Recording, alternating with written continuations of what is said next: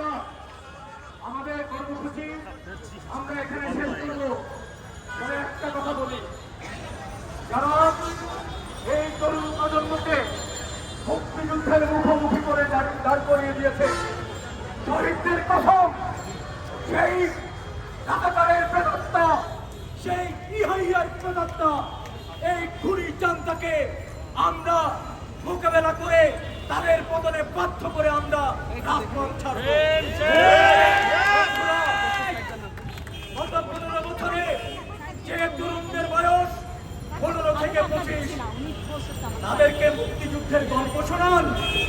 তারা তো দেখেছে, যারা মুক্তিযুদ্ধের চেতনার কথা বলে আজকে সরকার পরিচালনা করছে।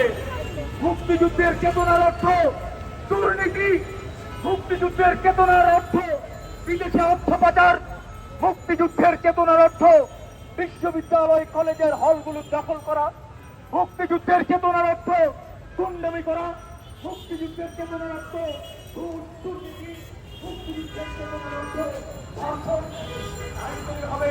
সে কারণে এই তরুণ প্রজন্ম আজকে এই শাসক চক্রের যে বয়ান, মুক্তিযুদ্ধের চেতনার যে বয়ান, সে বয়ানকে প্রত্যাখ্যান করেছে।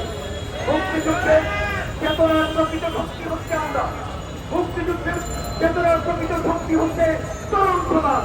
সুতরাং সেই তরুণ সমাজের যে রক্তক্ষয়ী সংগ্রাম, সেই সংগ্রাম সফল হবে, সেই সংগ্রাম ব্যর্থ হয়ে যেতে পারে না। আপনাদের সকলকে ধন্যবাদ। শুক্রবারের সমাবেশে আবার আপনারা সবাই চলতেছেন বিকাল 3টায় জাতীয়